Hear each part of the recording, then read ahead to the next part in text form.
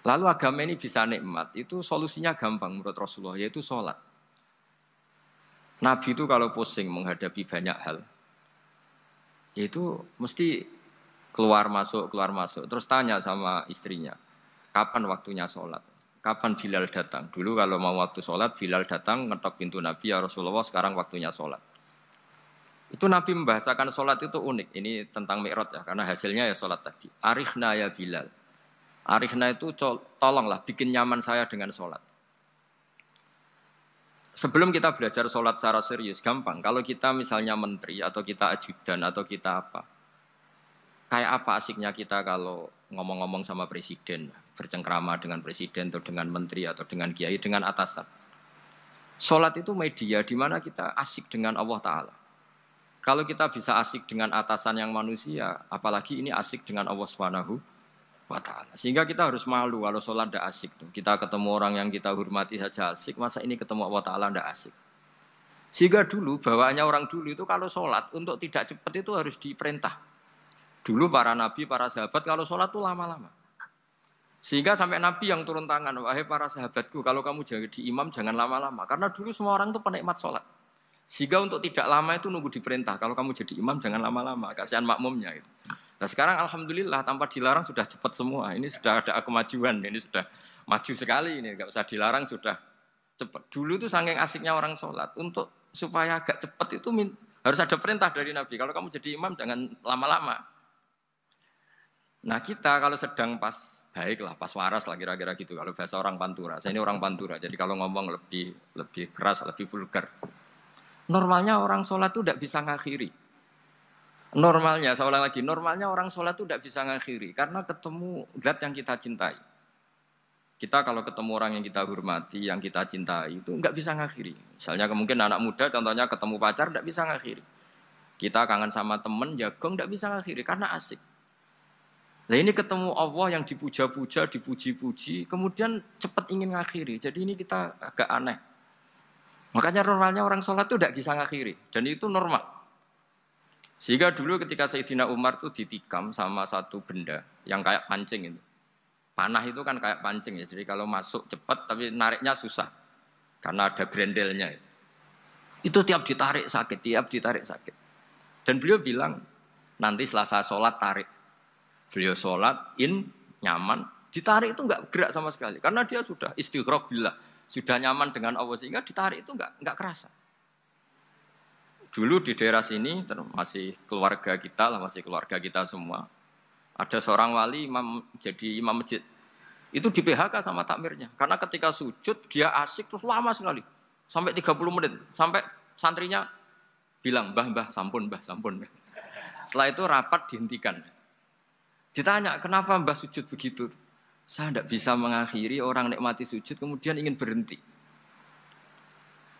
Nah, Sayyid Ali Zainal Abidin yang populer, cucunya Rasulullah SAW, anaknya Sayyid Husain, putranya Sayyid Husain. Itu bapak saya kalau cerita, beliau itu sebetulnya sholat itu hanya ingin 2 rakaat. Setelah sholat 2 rakaat, ya Allah sebagai hadiah nikmat saya sholat 2 rakaat karena asik dengan engkau, saya akan syukur lagi sholat 2 rakaat. Akhirnya ketika nikmati sholat, dia sholat lagi 2 rakaat sampai akhirnya 1000 rakaat. Itu tanpa rasa capek, karena merasa keasikan. Masa momen seasik ini kemudian saya tinggalkan ya Allah. Akhirnya sholat lagi. Sehingga ada seorang wali ditanya, "Kamu ingin masuk surga?" Tanya, "Di surga ada sholat enggak?"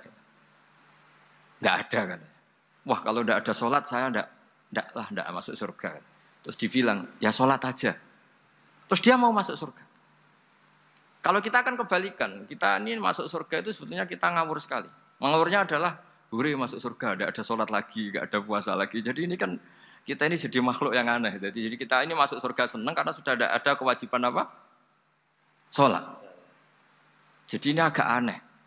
Sesuatu yang menjadikan kita masuk surga, tapi sesuatu yang kita benci setelah masuk surga. Asiklah di surga karena tidak ada sholat.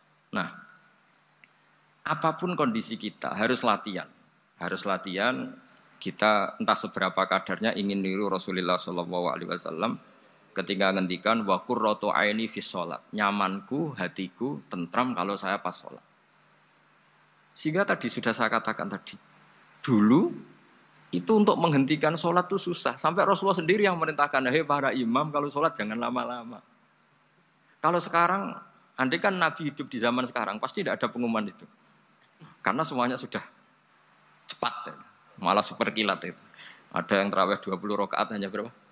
8 menit dulu. Itu kan 7 menit. Itu.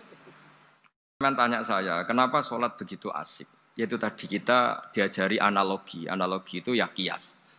Jika kita bisa asik ngomong sama orang yang kita cintai, bisa orang tua, bisa anak, bisa cucu, itu rasanya mengakhiri itu nggak bisa. Karena bawaannya asik. Apalagi ini kita munajat, bercengkrama dengan zat yang kita butuhkan sebelum kita ada, sampai setelah kita ada, sampai setelah kita tidak ada. Kita semua akan hasbunallah wa ni'mal wakil.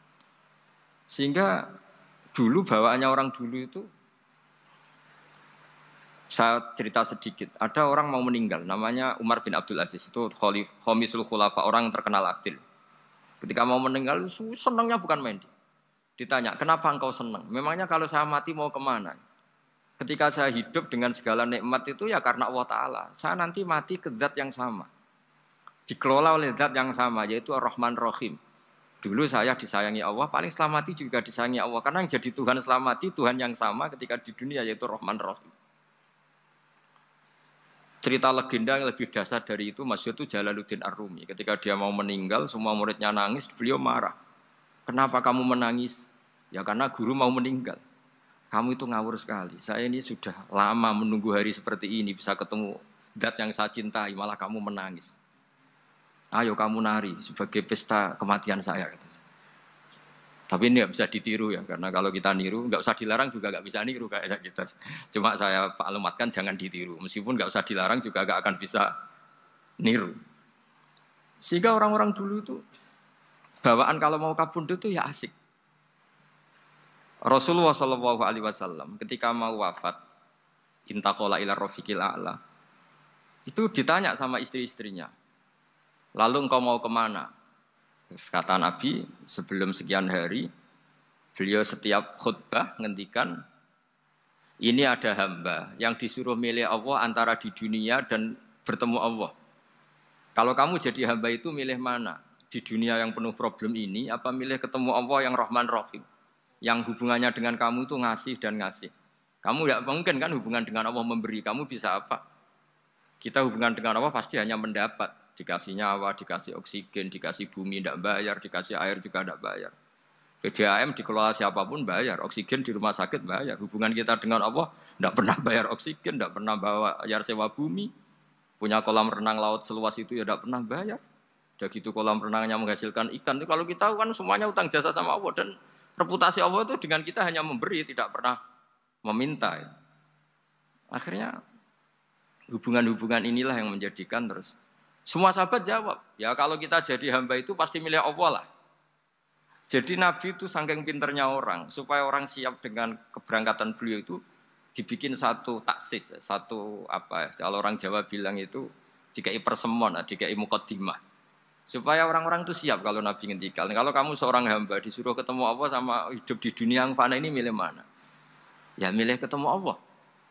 Ketika akhirnya Rasulullah wafat, ternyata orang itu adalah Rasulullah. Ya akhirnya sahabat bilang, ya iyalah masa dengan kita sama Allah milih ketemu kita, pasti milih ketemu Allah. Nah, sholat itu mi'rajul mukmin. Sholat itu adalah cara seperti itu. Kita manja dengan Allah meskipun dengan segala problem ketika itidal kita tetap memaklumatkan Rabbana lakal hamdu mil'us samawati wa mil'ul ardi wa mil'u ma syi'ta min syai'in ba'du. Engkau zat yang selalu layak dipuji di langit maupun di bumi. Dan langit bumi ini karena terbatas masih ditambahi wamil umasyik tamin seimbadu. Dan seluas apa saja engkau kehendaki. Apapun hebatnya langit bumi ini tetap terbatas, ada ruang dan waktu. Makanya ditambahi wamil umasyik tamin seimbadu. Dan segala puji ini memenuhi semua yang engkau kehendaki. Saya berkali-kali bilang kalau hubungan dengan Allah nyaman, caranya gitu. Kalau kita sakit, bayar oksigen. Kalau kita butuh air, bayar PDAM. Allah itu tidak pernah nyuruh kita bayar. Apa saja hubungan dengan Allah. Nah, sholat itu maklumat bahwa kita apapun problemnya, alhamdulillah rabbil alamin. Kita maklumatkan terus bahwa kita bersyukur. Lalu kita Rabbana lakal hamdu. Makanya saya sering kalau disuruh Gus doain supaya pandemi cepat berlalu. Saya ini kan kalau kiai ya, kiai itu tidak apa ya. Saya pernah di Jogja pas gempa. Ya orang-orang ya susah. Saya ini caranya susah saja sampai tidak tahu karena bukan karena sombong ya, karena ya mau apa gitu. Memang nggak bisa apa-apa kan kita manusia. Jadi saya mohon sholat ini jadi media yang luar biasa. Jadi di antara makalah Imam Syafi'i paling terkenal itu fasihan idama kana fi dzikri rabbih wa fi ma siwahu kana fin nasi ajama. Orang baik itu orang yang fasih. Fasih itu lantang dan cerdas dan vulgar dan nyaman ketika ngomong tentang Allah. Salat itu semua hubungan kita ngomong dengan Allah. Misalnya kabira walhamdulillah katsira. Hanya Engkau yang maha besar ya Allah. Orang yang katanya terkuat di dunia karena presiden superpower misalnya. Nyatanya waya mati ya mati. Kalau enggak makan lemes. Jadi orang kita sadar. Yang katanya orang terkuat, paling hebat, kalau enggak makan lemes. Artinya ternyata hanya sekuat itu. Dia bisa instruksi seluruh dunia misalnya untuk apa. Ya. Tapi coba apa dia kuat enggak makan 2 hari. Makanya hikmah puasa itu orang tahu. Ternyata makhluk yang paling mulia itu manusia. Kalau enggak makan nasi 1 piring itu ya mati. Berarti hidup nasi sama manusia. Nanti kalau nasi bilang, saya tidak butuh kamu. Tapi kamu butuh saya. Itu habis kita sudah. Makanya ketika ada orang yang mempertuhankan manusia, itu Allah cara menafikan itu hanya bilang, kana yakulanit to'am. Yang kamu tuhankan itu makan. Hanya makan itu kalau dia tidak makan lemes. Jadi kiai itu atau manusia-manusia yang dekat Allah al-arif billah itu ketika mengatakan kabira walhamdulillah katsira subhanallahi bukrata wa asila itu kelihatan. Makanya Quran kalau mencibir kita, falola in kuntum ghaira madirin tarji'unaha in kuntum shadiqin. Kalau kamu merasa dikjaya, mbok jangan mati, mbok jangan tua. Sudahlah hidup terus. Dikjaya kok mati gak keren. Orang top kok mati itu gak keren. Jadi Allah cara gojlek tuh ya sudahlah kalau kamu hebat jangan mati katanya. Nah, salat tuh mengingatkan itu terus. Sampai kita bilang inna sholati wa nusuki wa mahyaya wa mamati lillahi rabbil alamin. Gusti, saat ini saya ikrarkan hidupku, matiku semuanya terserah Engkau.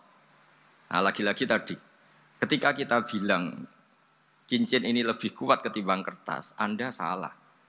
Karena itu hanya secara materi. Kuat tidaknya terserah yang mengendalikan. Karena saya punya rencana menghancurkan cincin ini, besok mau saya lebur, sementara saya mau ngabadikan kertas ini.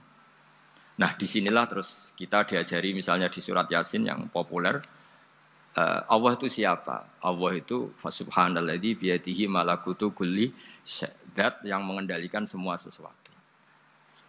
Makanya sholat itu menjadi penting. Saya sendiri termasuk orang yang jarang imami ya, saya selalu jadi makmum. Jadi andaikan Mas Zakaria di sini saya juga makmum. Cuma keren saya kayaknya meskipun saya makmum. Karena saya kalau makmum itu bisa ingat Allah terus. Kalau imam itu enggak jaga image. Karena malu kan. Misalnya di masjid kementerian terus sholatnya kok cepet nanti dikira enggak ustadz betulan itu. Kalau mau lama ternyata banyak urusan jadi banyak berpikir gitu. Tapi alhamdulillah ini barokahnya ngaji terus apa ya? Ya hasilnya mi'raj itu ya sholat itu. Sholat ini spesial karena tadi saya bayangkan itu di surga gak ada sholat itu ya terus wopo itu gak asik kan. Itu kalau Imam Ghazali itu membarter kita itu begini. Kalau kamu bangga di kasrotin nisa pasangan kamu banyak, itu ayam lebih kuat ketimbang Anda karena 1 hari 1 jam bisa berapa kali. Kalau Anda bangga bisa makan itu kerbau itu makannya lebih banyak. Nah, kalau Anda bangga atas pengaruh itu tawon itu, ratu tawon itu pengaruhnya lebih besar ketimbang Anda. Dia diam di rumah tapi anak buahnya loyalnya kayak gitu. Artinya kalau manusia bangga itu apa? Ya dengan sholat tadi. Ini karena satu ibadah yang enggak tertandingi oleh makhluk yang lain. Apalagi dalam sholat itu ada semua gerakan yang mewakili semua ibadahnya malaikat. Malaikat itu ada yang ibadahnya berdiri terus. Ada yang rukuk terus, ada yang sujud terus. Dan sholat itu mewakili semua itu. Juga mewakili sosial, karena setelah sholat kita bilang Assalamualaikum warahmatullahi wabarakatuh. Bahwa keselamatan ada di kanan dan kiri.